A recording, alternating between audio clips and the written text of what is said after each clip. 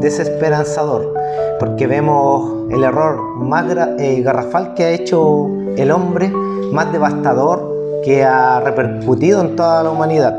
Sin embargo, aquí hay una promesa que es maravillosa, en donde nuestro Padre nos menciona que nos va a rescatar, y ahí está puesta la verdadera esperanza.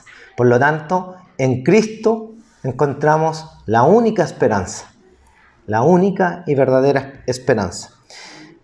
Entonces, yo pensaba en errores que yo he cometido, pero no cualquier error, sino que errores irreversibles, irremediables. Y no he cometido errores de esa magnitud. Y pensando en otros, tampoco los quería confesar, porque no estoy orgulloso de las cosas, de los errores que uno ha realizado. Y pensaba y decía, ¿y qué condoro ha sido, que ha repercutido, que podamos asociar, que sea más cercano?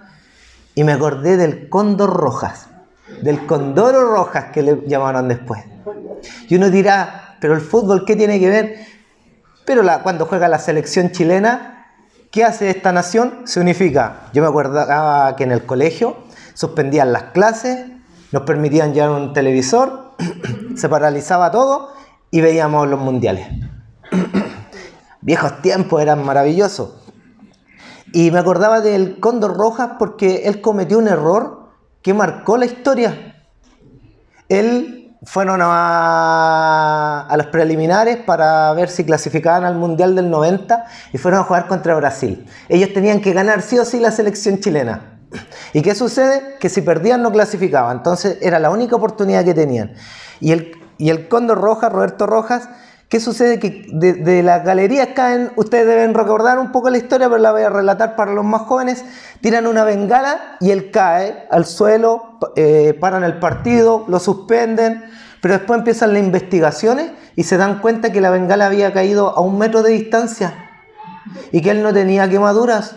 Por lo tanto, ¿por qué él tenía un corte y sale ensangrentado del partido?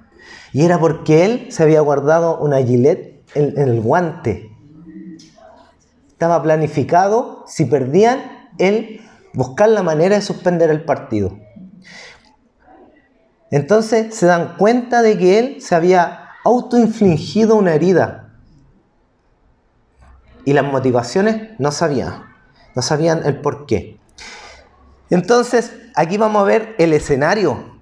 El escenario del Cóndor Rojas era idóneo, porque era uno de los mejores arqueros de la época. Sus compañeros, ellos mismos decían que era una de las promesas. Por lo tanto, él quería llegar a un mundial porque los cazadores de talento lo podían contratar, llevarlo a las mejores ligas, a los mejores equipos de fútbol. Entonces, él tenía un escenario idóneo, espléndido para llegar al éxito. Pero eso lo lleva a tomar la decisión, la peor decisión de su vida, la decisión más incorrecta. ¿Por qué toma esa decisión? Porque se deja llevar por su obsesión. ¿Cuál era su obsesión? Ser el mejor, lograr fama, riqueza, motivaciones que lo llevaron a cometer el error más terrible de su vida. Y esto, pensemos en el costo. El costo es tangible, porque cuando castigan al Cóndor Rojas, lo suspenden de manera perpetua. Él nunca más pudo jugar a la pelota. Imagínense, su carrera ascendente se paraliza por un error que cometió. Imagínense su corazón, su amargura, su decepción, decepcionado de sí mismo, triste, solo, arrepentido, pero desesperanzado. No había vuelta atrás. ¿Cuántas veces nos hemos sentido así? Pero miren,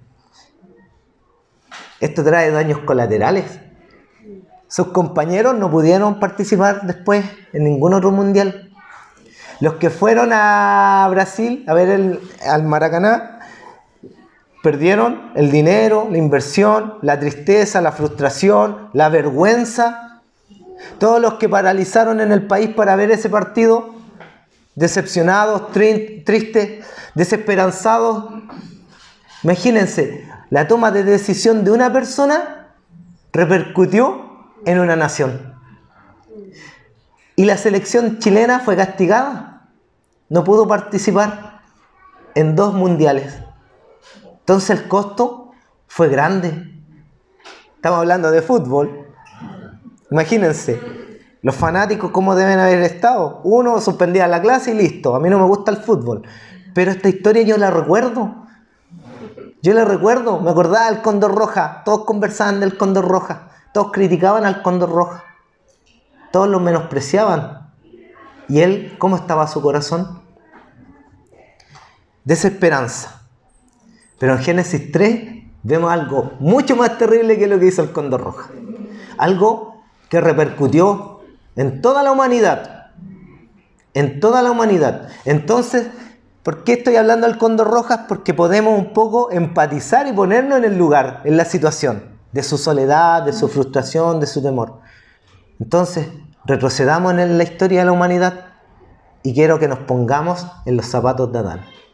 Porque Adán es nuestro representante, la cabeza federal. Si no hubiese sido Adán, hubiésemos sido cualquiera de nosotros.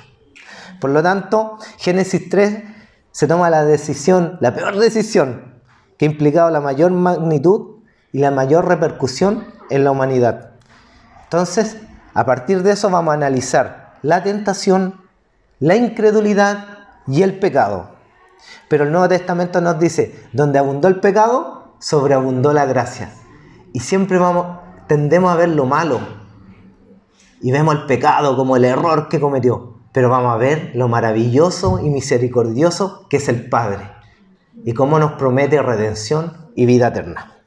Entonces, vamos a hablar de la esperanza, de la verdadera solución, la que extirpa el problema de raíz y puede revertir aquello. Por lo tanto, necesitamos ver un poco el contexto del Génesis, capítulo 1 y capítulo 2. Lo voy a hacer súper breve porque es mucho contenido.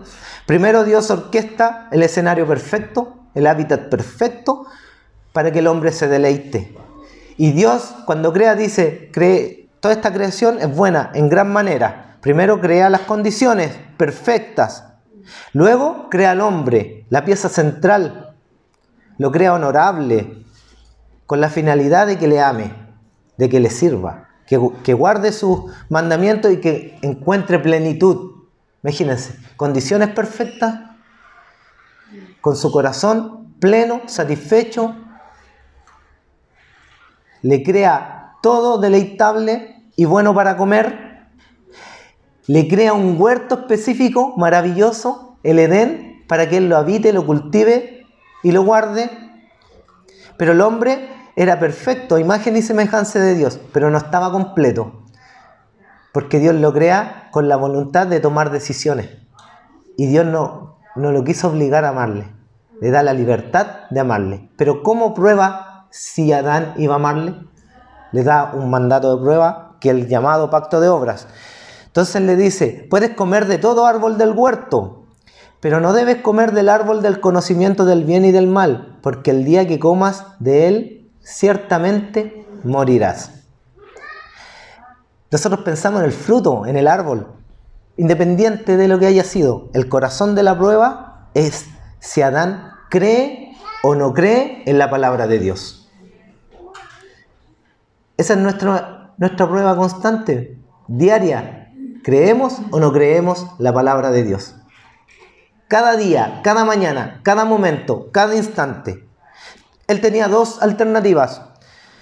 Escoger, creer y amarle a Dios, que significaba vida, o desobedecer y rebelarse, que significaba la muerte. Pero aún está incompleto el hombre. Dice, no es bueno que esté solo. Y le hace ayuda idónea. Para que tengan una unidad espiritual, física, mental. Para que ellos vivan y caminen en integridad juntos. Para servirle y guardar sus mandamientos. Ellos, miren, tienen las condiciones perfectas. Imaginémonos un poco. Este mundo está caído. Yo creo que no vamos a lograr ver la perfección. Pero soñemos un poco. Ellos poseían la capacidad racional de conocer a Dios directamente, de conocerlo en profundidad, de manera íntima. Poseían la naturaleza de disfrutar la santidad de Dios y su santidad. Tenían la autoridad para dominar toda la tierra, autoridad dada por el Creador. Ellos fueron creados en perfección y santidad moral. Pero Génesis 3 termina siendo el evento más trágico. Y siempre se predica de la caída, ¿cierto? La caída del hombre, el pecado del hombre, la rebeldía del hombre. Porque vemos incredulidad, desobediencia y rebelión. Y ese pecado traspasa, así como traspasó a nuestras casas, a nuestros hogares. El error que hizo el cóndor roja repercutió en una generación y en varias. La decisión de Adán va a repercutir hasta el día que Cristo llegue. Sin embargo, hay esperanza. Y la esperanza radica en Dios. Porque Él toma la determinación de restaurar su reino y reflejar su eterno amor. Con esa introducción, ahora entramos al texto. Había que hacerla para que nosotros imaginemos un poco la situación, la condición, que era perfecta, hermanos. Perfecta. Entonces, vamos a ver del versículo del 1 al 8. Primero, el pecado, el primer punto, el pecado trae desesperanza. Para los que quieran anotar o los que puedan memorizar, el pecado trae desesperanza. Esto es una serie de esperanza. Pero recuerden que el Evangelio son las buenas nuevas de salvación. Y son buenas porque hay malas noticias. Y las buenas son las que reemplazan las malas. Por lo tanto, ahí está la grandeza del Evangelio. El pecado trae desesperanza. El hombre es favorecido con todo para cumplir su destino. Disfrutar y gozar de Dios para siempre. Vivir eternamente con Él, en deleite. Pero fue asediado por un tentador. Aquí ya sale en escena un personaje, el antagonista. Y este tentador los lleva a quebrantar el mandamiento de Dios. Y el hombre y la mujer caen en pecado. Pero aquí vamos a ir aprendiendo algunas cosas. ¿Cómo se genera el pecado? Primero hay un factor externo en donde está el tentador. Y el tentador se disfraza para actuar, usando la serpiente, el animal más astuto. Y aquí dice que es astuto porque es engañador. La serpiente se esconde para atacar a su presa en el momento inesperado, quizás de debilidad, de descuido. Es sagaz, es astuta. ¿Y cuál es la intención de acá de Satanás? Es fingir que está interesado en el bienestar de Eva. Nosotros pensamos en Satanás que es bélico, es malo, destructivo. Lo es, pero de maneras sutiles. Él ocupa a la serpiente, llega a la mujer y le hace sentir que él está buscando su bienestar. ¿Y cuál es el objetivo? Engañarla. ¿A través de qué? De la mentira. Primero tuerce la palabra de Dios. La influencia, haciéndola creer que puede ser como Dios. Y lo peor, que ella tiene la capacidad de decidir qué es bueno y qué es malo. Prerrogativa que solamente le compete a Dios. Y siembra 2 semillas venenosas en el corazón. La persuade para que no tome a Dios muy en serio. Y en segundo lugar, hace que duden de la bondad de Dios. Fíjense en el método. Pensemos ahora en la actualidad. Satanás se disfraza. No de una bestia roja con cachos, ¿no? Se disfraza a través de la cultura, de las ideologías, de múltiples maneras. ¿Para qué? Para difamar a Dios y para alimentar nuestro ego, para que creamos que somos libres de tener privilegios y que tenemos pleno derecho de ellos. Si no me los dan, yo me lo merezco. De esa manera, Satanás nos va persuadiendo y engañando. Nos hace creer que somos autónomos, soberanos y señores. Y de esa manera le quitamos lugar a Dios. Pero hay un factor interno del cual tampoco queremos hacernos cargo. Y ese factor interno es el orgullo. la incredulidad. ¿Qué hizo Eva? Añadió palabra. Y no tocar, dice. Alteró la palabra de Dios. Pone en duda la veracidad de Dios. Y aquí hay una secuencia. La mujer cuando es tentada, la tentación viene de afuera, pero desde sus concupiscencias, desde su corazón, ella genera una secuencia interna. Y es primero que vio. Vio que era bueno para comer, satisface los deseos de la carne, es agradable a los ojos lo que está viendo, es atractivo, seductor, satisface mis emociones y mis deseos, es codiciable, puede alcanzar sabiduría sin Dios, por mi intelecto. Primero, ella es incrédula, pero después tiene arrogancia, porque altera la palabra, y finalmente se deja llevar por su codicia, al punto de desobedecer. Y no basta con eso. Vio y dio, y le dio a su marido. Tomó entonces uno de sus frutos y lo comió y le dio a su marido, que estaba con ella, y él también comió. ¿Quién había recibido en el capítulo 2 el mandato de no comer? El mandato fue antes que creara a Eva Dios. Él tenía la responsabilidad. Pero guarda silencio, pasivo y cobarde. Eva sucumbe ante el engaño de Satanás. Sí, cometió el error. Pero Adán, hermanos, no tuvo la necesidad de ser tentado. Cayó voluntariamente. Se hizo cómplice, pero fue irresponsable delante de quien tenía que rendir cuentas. No creyeron el amor divino y prefirieron creer en la mentira. Nosotros, ¿cómo vivimos nuestro día a día? Creyendo en las mentiras que las redes sociales nos dan. Tú puedes ser mejor. Levántate a las 5 de la mañana y mójate la cara con agua fría y etcétera. ¿No? Es la palabra de Dios, pero en la que no creemos. Entonces, ¿estamos lejos de ser Adán y Eva? No estamos lejos. Y finalmente cayeron. En ese instante se le abrieron los ojos. Después, cuando escucharon la voz de Dios, ¿qué hicieron? Se escondieron. Y esto trae vergüenza, porque pusieron la mirada en sí mismos y apartaron la mirada de la gloria de Dios, el cual era su propósito. Y tienen vergüenza de verse desnudos. Su inocencia, su santidad desaparece y el pecado los invade. Y surge el temor. Se esconden, huyen de la presencia de Dios, creen que se pueden proteger del castigo de Dios. ¿Qué hacemos cuando pecamos nosotros? Salimos arrancando, creemos que Dios no nos ve.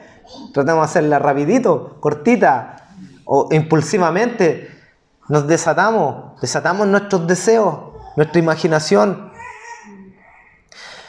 Interesante porque, recordemos, tenía todo estaba idóneo y perfecto para Adán y para Eva. Ellos tenían una relación íntima, maravillosa y estrecha, donde hallaban deleite, gozo, plenitud. Pero miren, esa relación estrecha se transforma en la razón de su temor. Ahora ya no quieren estar cara a cara con Dios. ¿Por qué? Porque hay vergüenza y temor. Los efectos del pecado son terribles. Las emociones, las voluntades son distorsionadas y esclavizadas.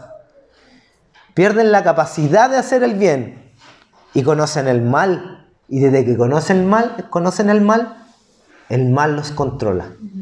Y el mal nos controla. Nuestra tendencia es ir a hacer el mal por naturaleza. Esa es nuestra tendencia. Pero la muerte comienza a operar y en su interior. Y empieza en el camino del dolor, la decadencia y la muerte. Vivimos en dolor, vivimos en decadencia, esperando la muerte. Y el mundo omite la muerte, pero sabe que viene la muerte. En lugar de adorar ellos y en lugar de adorar nosotros, ¿qué hacemos generalmente? Huimos de su presencia. Cuando alguien sea tentado, no duda que ha sido tentado por Dios, porque Dios no tienta a nadie, ni tampoco el mal puede tentar a Dios. Al contrario, cada uno es tentado cuando se deja llevar y seducir por sus propios malos deseos. El fruto de estos malos deseos, una vez concebidos, es el pecado. Y el fruto del pecado, una vez cometido, es la muerte. El síntoma que produce el pecado es la muerte, pero también alienación, soledad, aislamiento, desorientación, desamparo, desconfianza y por sobre todo desesperanza. El cóndor roja no tenía esperanza. ¿Cuántas veces nosotros no hemos tenido esperanza? Cometemos un error y pensemos que se va a caer todo el mundo. No hay esperanza, el mundo no tiene esperanza. ¿Por qué? Porque ya no queremos adorarle y queremos huir de su presencia, refugiándonos en cualquier cosa. Pero Dios es maravilloso, es muy maravilloso, porque Él es quien sale al encuentro, porque Él es fiel a sus pactos, al pacto de redención, el que hizo antes de la fundación del mundo, para salvar a un pueblo y redimirlo. Él no se rinde, Dios no se rinde ante sus desobedientes y desconfiadas criaturas. No, al contrario, Él es un Padre. Creo en Dios Padre Todopoderoso, creo en Dios Padre. Y ese Padre es quien va al rescate de sus hijos. Cristo mismo vino, se hizo hombre para rescatar lo que se había perdido. Dios sale al encuentro, Dios, el primer misionero. Y aquí genera una interacción. Él sale al encuentro porque tienen miedo, están escondidos. Él sale al encuentro y genera una interacción. Y hace una interrogación. Interroga a Adán, interroga a Eva. Pero, ¿cuál es la finalidad de esta interrogación? Es que reflexionen en la gravedad del asunto. Decirle a Adán, ¿qué hiciste? ¿Por qué lo hiciste? ¿Por qué no me creíste? Llevarle convicción a su mente y su corazón de que habían pecado y de que se arrepintieran. Pero no se arrepintieron. ¿Qué hicieron? Se autojustificaron y traspasaron las responsabilidades. Es que yo soy así por esto, que yo soy así por esto. Anoche conversamos y yo concluía, yo soy de esta manera por el devenir histórico. Sí, pero el Señor me cambió. Eso me falta decir anoche. Dios me cambió. ¿Y qué sucede? Le pregunta a Adán y Adán culpa a la mujer y culpa a Dios. Cuando le pregunta a la mujer culpa a la serpiente. En ningún momento se responsabilizan de su pecado. Aquí ya hay destrucción horizontal. Hay falta de amor. Ya que no hay amor a Dios, no va a haber amor al prójimo. Y empieza la culpa y el reproche. Yo tengo una tía que perdió a su hija en una piscina. Se ahogó. Terminaron separados con su pareja por la culpa y el reproche. Yo soy culpable un día porque no la cuidé más, pero otro día tú, porque no la viste. Culpa, reproche, culpa, reproche. Relaciones rotas. Y la promesa de la desobediencia ya se cumple ahí. Ciertamente morirás. Y la muerte tiene 3 factores: la separación de Dios, la muerte física y la muerte eterna. Muerte eterna. Y aquí es genial cómo interviene Dios y hace un juicio. Pero los juicios de Dios no son como los juicios humanos que castigan y listo. El juicio de Dios conlleva gracia, misericordia y amor. Sin embargo, aquí hay una maldición directa. Dios, el Señor, dijo entonces a la serpiente: ¿por qué has hecho esto? Maldita seas entre todas las bestias y entre todos los animales del campo. Te arrastrarás sobre tu vientre y polvo comerás todos los días de tu vida. Los juicios de Dios fueron la retribución conforme a su justicia. Interroga a Adán y a Eva, pero a Satanás no, a la serpiente no, va directa y la maldice. Y esta maldición tiene 2 sentencias. Sobre tu pecho andarás, y esto sugiere humillación, y comerás polvo, degradación permanente. ¿Y esto qué significa? Que va a ser derrotada la serpiente. Y esa derrota en la gran nota de esperanza. Porque el enemigo va a ser destruido. Y aquí Dios interviene y se pega el mejor spoiler. Mi cuñada es cinéfila. Sabe quién es el director, las actrices, cuántos premios, a tal punto que su mejor amigo estudió un año cine. Rayado. Le encanta el cine. Y spoiler, ¿qué significa? Ella cae en la tentación porque nos sugiere una película y quiere contarnos, por relatarnos toda la historia, y nosotros, oye, ya, pues calma, no caigas en tentación. Pero spoiler significa echar a perder, anticiparse y contar un argumento, el desarrollo de una historia, y echar a perder las expectativas que tiene aquel que está viendo la historia. Yo quiero descubrir qué sucede, pero si alguien me cuenta qué sucede, ya no tiene sentido ver la película. Perdón. Ya no tiene sentido y impide descubrir los momentos claves. Eso nos pasa a nosotros. Pero ¿qué hubiese pasado si Dios no spoilea el siguiente versículo? Adán y Eva hubiesen estado desesperanzados, tristes y abandonados. Tristes y abandonados, siendo que tenían toda la perfección. Hay que pensar un poco en la condición. Perfección a la imperfección. Plenitud a soledad. Vean todos los antónimos posibles. Imagínense. Hay que pensar en aquello. Interviene Dios para decirles una promesa. Y en esa promesa, Adán y Eva tienen esperanza. La esperanza que nosotros también tenemos. Entonces ahora, Dios aparece, maldice a la serpiente. Hay juicio, pero hay gracia en esa maldición, nos muestra victoria. Pero ahora, en este versículo es maravilloso. Este es el centro del capítulo 3. Este es el versículo, uno de los versículos mejores que contiene la promesa de la redención. Está condensada. Yo creo que con esto podríamos vivir.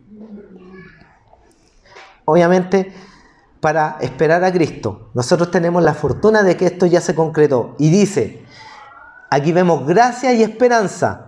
Yo pondré enemistad entre la mujer y tú, y entre tu descendencia y ella, y entre tu descendencia. Ella te herirá en la cabeza y tú la herirás en el talón. Este es el famoso llamado protoevangelio. Un evangelio anticipado, condensado. Y el protoevangelio nos muestra tres cosas. Primero, enemistad entre la mujer y la serpiente. Cuando conversa con la serpiente Eva, interactúa, se familiariza, le cree y empieza a generarse una pseudo amistad. ¿Y qué hace Dios? Corta el vínculo. Corta el vínculo con esta determinación, con este juicio. Habrá enemistad entre la mujer y la serpiente. Habrá enemistad. Transforma esa amistad que se estaba generando. ¿Para qué? Para romper esas alianzas impías. ¿Y qué hace en el corazón de Eva? Crea la fe. Porque se da cuenta que Satanás y la serpiente es su enemiga. Porque se dio cuenta de lo que perdió por creerle y por no creerle a Dios. Por lo tanto, surge la fe. Y la fe viene por el oír y oír la palabra de Dios. La primera vez no creyeron, pero la segunda sí, porque sabían lo que habían perdido. ¿Y qué pasa con nosotros? Esta esperanza también nos lleva a romper estas alianzas impías que tenemos con las ideas seculares. Dios nos llama de las tinieblas a su luz admirable, para que rompamos esta amistad que generamos con el mundo. No podemos tener esta amistad con Satanás, con estas ideas que él promueve. Si creemos que Dios puso enemistad en nuestra madre, en nuestros padres, también esto se transfiere para nosotros. Enemistad. Y luego Dios dice, y habrá enemistad entre tu simiente y la simiente de Satanás. Entre la simiente de la mujer y la de Satanás. Aquí hay una doble referencia. Primero, que la descendencia de la mujer va a ser redimida. Lo más potente es que Cristo va a ser esa simiente.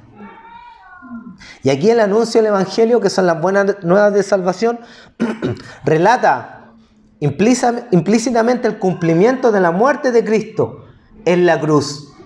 El mal no va a gobernar, y eso lo entiende Adán y Eva.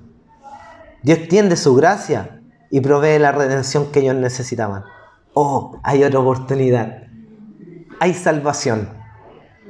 Y esta enemistad de las simientes es un cuadro simbólico de la pugna que hay entre las simientes. Dios nos llama de la luz, de las tinieblas a la luz. ¿Y qué nos convoca? A ir a predicar y sacar a otros de las tinieblas a su luz.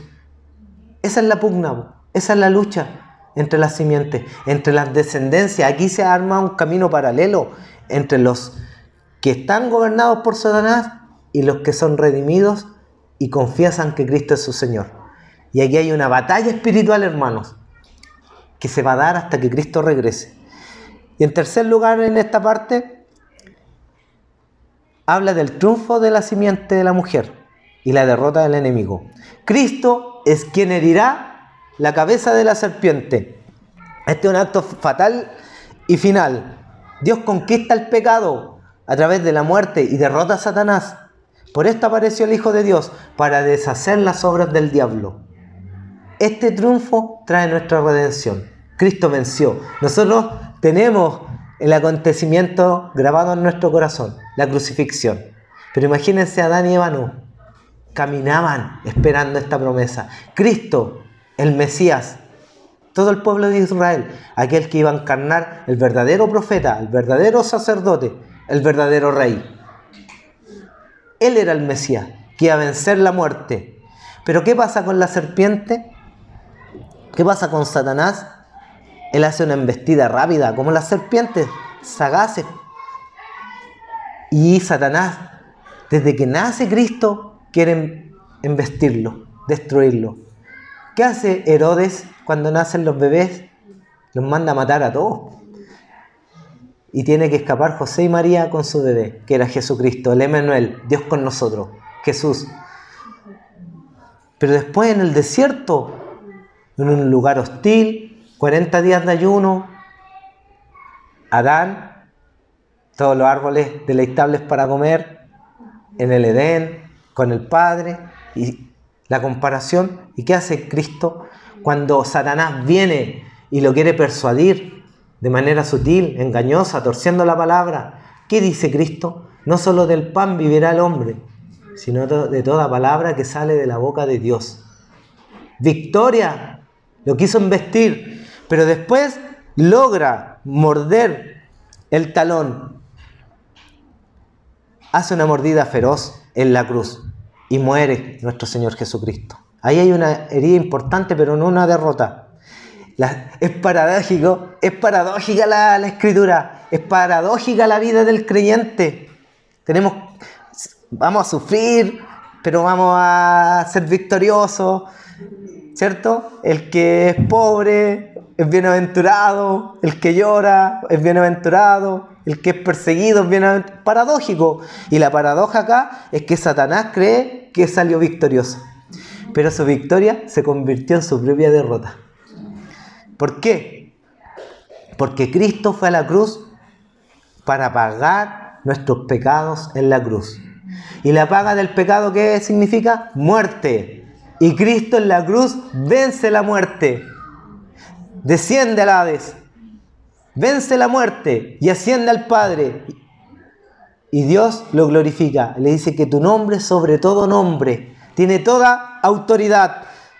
Él efectúa nuestra expiación, sustituyéndonos, tomando el rol de Adán, pero también tomando nuestro lugar, para ser lavados por su sangre bendita. Y el juicio y la ira de Dios que merecíamos fuera aplacada por Él. Satanás ya no nos puede acusar, porque Cristo está en nuestro lugar. Murió Cristo, Satanás dijo, venció, pero lo más glorioso, más que la muerte, y lo vivimos hace pocas semanas, en la Semana Santa, la resurrección. La resurrección. Si para Adán el protoevangelio era su esperanza, es nuestra esperanza, porque Cristo venció la muerte, pero Cristo ascendió y nos prometió que Él va a regresar. Tenemos esperanza, hermanos, pese al caos, a los disturbios, las distorsiones, a nuestro propio corazón, hay esperanza. Esta promesa se concreta en Cristo y se convierte en nuestra seguridad y nuestra única esperanza. Debemos poner la mirada allí. Y en tercer lugar, dice que Dios nos preserva para vivir aquella esperanza. Miren, es Dios mismo que nos colabora y nos ayuda, nos sustenta. Él nos preserva. ¿Y qué sucede? Que emite un juicio ahora a la mujer y al hombre. Porque Dios disciplina a sus hijos. Y el pecado trae consecuencias. Son inevitables. Dios, no porque nos ame, nos va a permitir equivocarnos y que no pasa nada. No. Aténganse a las consecuencias. La mujer es castigada en su papel de madre y esposa. La concepción, que debería haber sido hermosa para tener muchos hijos, ahora es con dolor. La emancipación, ella quiso tomar un rol y le cree a la serpiente, ella quiso tomar el rol de liderazgo. Dios le dice, no, ahora hay sujeción, el hombre gobernará, no por machismo, sino para cumplir roles específicos. Y al marido no cae sobre él esta maldición, sino sobre el medio en el que vive, del cual él tenía que ser responsable. La creación, que era perfecta, ahora está sujeta a maldición, sujeta a vanidad. Y cultivarla es una tarea agónica. ¿No dan ganas de levantarse a veces para trabajar? ¿O no? Arduo trabajo, intelectual, físico, todo estresa, todo agota, todo agobia. Pero Dios, maravilloso, maravilloso, porque disciplina para formarnos a través de nuestros propios errores, de las diversas pruebas. La fe se va probando en el fuego, en el crisol. Pero también Dios trae reconciliación y empieza a restaurar. Y se restauran las relaciones horizontales. Adán pone por nombre a su esposa Eva. ¿Qué significa Eva? Madre de todos los vivientes. ¿Por qué le pone madre de todos los vivientes? Porque se aferra a esta promesa, que de ella vendrá la simiente, la descendencia. Por lo tanto, ella es la madre de todos los vivientes. Y esto es maravilloso, porque hay un testimonio de fe de Adán. Hay un testimonio de fe. Aldo Chapacase, que es un comentarista de fútbol, dice, no, el Cóndor Rojas nunca quiso confesar, le costó a regañadientes, pero hubo una entrevista por una módica suma, él la hizo. Una módica suma de dinero, él fue a la entrevista. ¿Y qué dijo? Dijo, no, lo hice por el bien de mi equipo, sin asumir su culpabilidad. Excusas. Pero acá, Dios en su gracia agarra a Adán y Eva y transforma su error para que su corazón empiece a latir nuevamente a través de esta esperanza, de esta simiente prometida. Este testimonio de fe le permite a Adán creer ahora en la gracia de Dios. Recibe el protoevangelio con arrepentimiento y fe.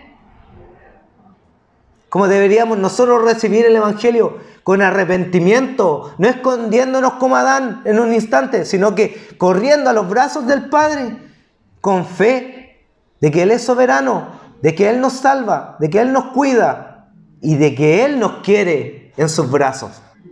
Se trata de Dios, pero la evidencia es la respuesta de Adán al ponerle el nombre. Cree en la palabra de Dios. Si no creemos mucho en la palabra de Dios, revertamos esto. Debemos creer en la palabra de Dios. Debemos creer. ¿Y qué hace después Dios? Los viste, cubre su vergüenza. Hace túnicas de pieles para protegerlos. Pero también como una ofrenda y un sacrificio. Para vestirlo de pieles tiene que hacer un sacrificio de estos animales. Y ahí hay un tipo, un anticipo de sacrificio expiatorio, que va reflejando lo que iba a hacer Cristo, que iba a morir como el cordero inmolado para derramar su sangre y lavarnos y limpiarnos. Limpiar a todo aquel que cree en Él. Y no solamente cree, lo vive. Quiere ser su discípulo. Quiere amarle. Pese a las luchas que tengamos allá afuera. Pese a la hostilidad. Pese a que nos podamos sentir avergonzados. ¿De qué? Avergonzados ante el Señor. Debemos ser valientes. Porque el Señor nos ama. Por consecuencia, podemos amarle. Esta es una protección absoluta. Hay misericordia, gracia, perdón, protección. Hay esperanza. En el mismo momento que experimentamos la gracia de la redención, es el mismo momento en que somos vestidos con Jesucristo. Ellos fueron vestidos por Dios con pieles. Dios nos viste con Cristo. Nos reviste con Cristo. Finalmente, nos preserva. Preserva a Adán y Eva, porque Él creó el huerto, múltiples árboles, pero hay dos árboles importantes, el del bien y del mal, que le dice que no coma, pero el árbol de la vida eterna. ¿Y qué hace Dios? Los expulsa. En primer lugar, porque Dios es 3 veces santo y el hombre ya estaba contaminado del pecado. Dios nunca volvió a morar de esa forma con el ser humano. Después mora en el arca del pacto, después en el templo.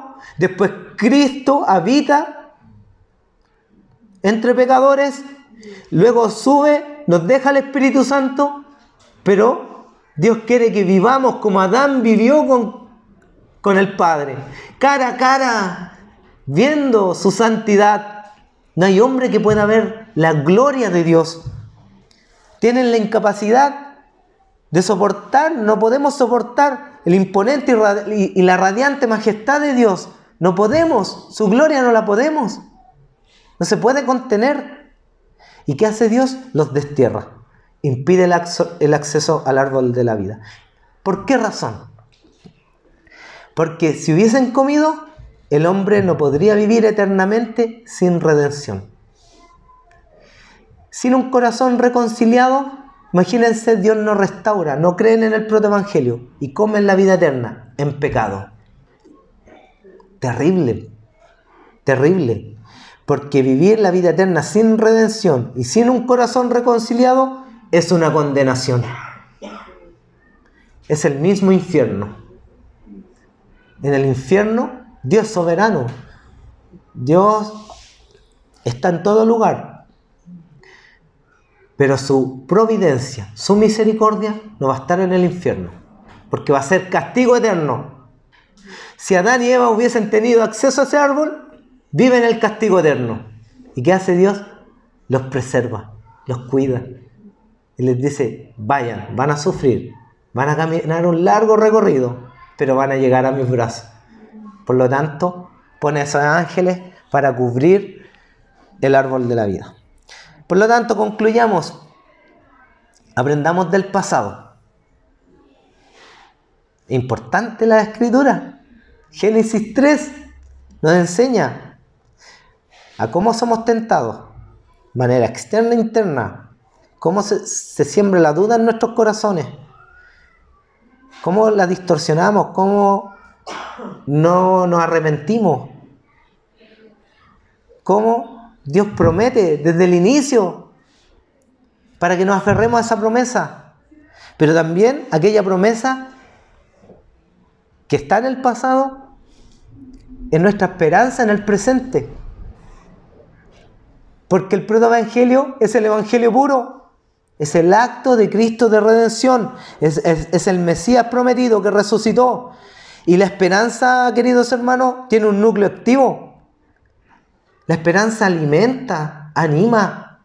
No es como el pesimismo o el optimismo, que dura un rato, ¿no? La esperanza es constante, nos moviliza. ¿A qué? A los siguientes actos. Adán se le fue concedido el protoevangelio por parte de Dios, ¿cierto? Después, cuando llega Cristo, concede el evangelio. Nosotros recibimos el evangelio. ¿Y cuál es la tarea si tenemos esperanza y un núcleo activo que moviliza? Es transmitir esta esperanza. a los que no la conocen. Dios fue a Adán, Cristo vino a nosotros. ¿Para qué? Para que nosotros vamos por otros. Debemos ser misionales. Dios vino al encuentro, Cristo vino al encuentro. Fueron misionales. Por lo tanto, nuestra tarea, si creemos esta esperanza, es darle esperanza a los que están afuera moribundos, tristes, abandonados. Finalmente, su obra consumada, que fue en el pasado, en nuestro presente, porque en Cristo somos resucitados, glorificados, justificados. Dios no tiene temporalidad, pero esta obra consumada que fue en la cruz del Calvario es nuestra esperanza en el futuro. La selección chilena pudo participar en el Mundial del 98, ¿cierto? Vimos la dupla Sasá, Zamorano y Sala, grandes. Pero después vimos la Copa América, la ganamos, 2015. Pero después ganamos la Centenario y le ganamos a Argentina. ¿Ah? Y la gente decía, no, es que la esperanza es lo último que se pierde. No, el cristiano no debe decir la esperanza es lo último que se pierde. La esperanza es lo único que tenemos. Tiene nombre y apellido, Jesucristo. Es una persona que ama, que sirve, que se sacrifica por cada uno de nosotros y quiere que nosotros lo imitemos. Tengamos su carácter, vivamos su vida, seamos intencionales y tengamos un corazón que ama y está desesperado por salvar a las personas que se encuentran allá afuera. Esa es nuestra esperanza en el futuro. Y no basta con eso. Cristo nos dice que está preparando morada nueva. Él va a regresar, hermanos. Y Pedro, con esto concluyo, nos dice: bendito sea el Dios y Padre de nuestro Señor Jesucristo, que por su gran misericordia y mediante la resurrección de Jesucristo nos ha hecho nacer de nuevo a una esperanza viva. Nuestra esperanza es viva. Es Cristo Jesús. Para que recibamos una herencia incorruptible, incontaminada e imperecedera, como el Edén, perfecta, para hallar plenitud y gozo. Esta herencia les está reservada en los cielos, para los que creen, para los que obedecen, para los que aman la palabra de Dios y se nutren de ella día a día. Desafiados, yo estoy desafiado por el Señor para vivir, no buscando consuelos baratos, sino que creer con convicción y tener la determinación de vivirle amando. De eso se trata, amar sacrificialmente, con un corazón puro, queriendo consagrarse, buscando la santificación y no huyendo, porque el amor echa fuera el temor. Tenemos una herencia, está pronta, está cercana. Mientras tanto, tenemos que peregrinar, pero amando, queridos hermanos. Esa es la esperanza. Este era el bonus track. Cristo Jesús, nombre sobre todo nombre. Oremos.